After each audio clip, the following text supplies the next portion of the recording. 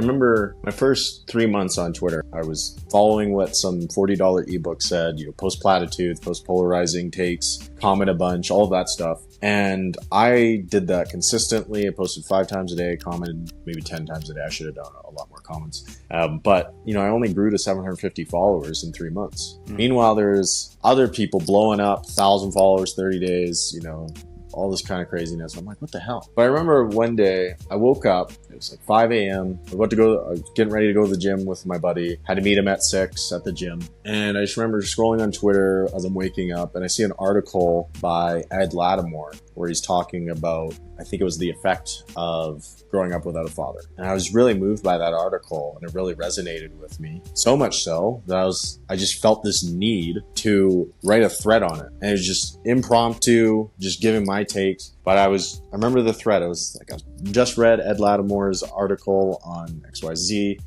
resonated with it, and I just gave my take on growing up without a father and its effect on me. And I just left it because I had to rush write that because I had to meet my buddy at the gym. I was like, okay, boom, boom, boom, send.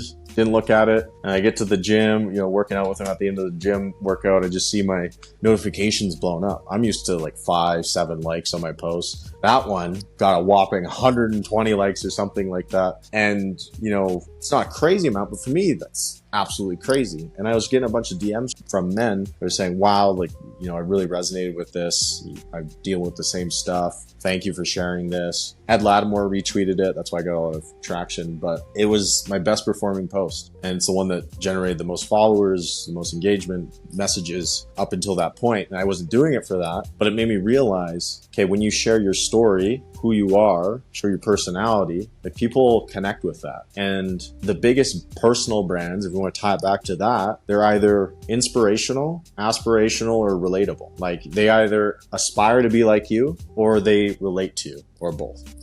And that's what storytelling does. It shows the person behind the account, and that's what separates you from everybody else. And it's not just these platitudes or this regurgitated how-to stuff. And I think that's what really resonates with people, because everyone's trying to flex the Rolexes, the Lambo, the lifestyle. That, that's cool sometimes. But, who are you really? Who's the person behind the account? And I think back to pretty much everybody I've hired, coaches or mentors, I've connected with them on some kind of level. Either I aspire to be like them or I relate to them. And it comes down to character and integrity.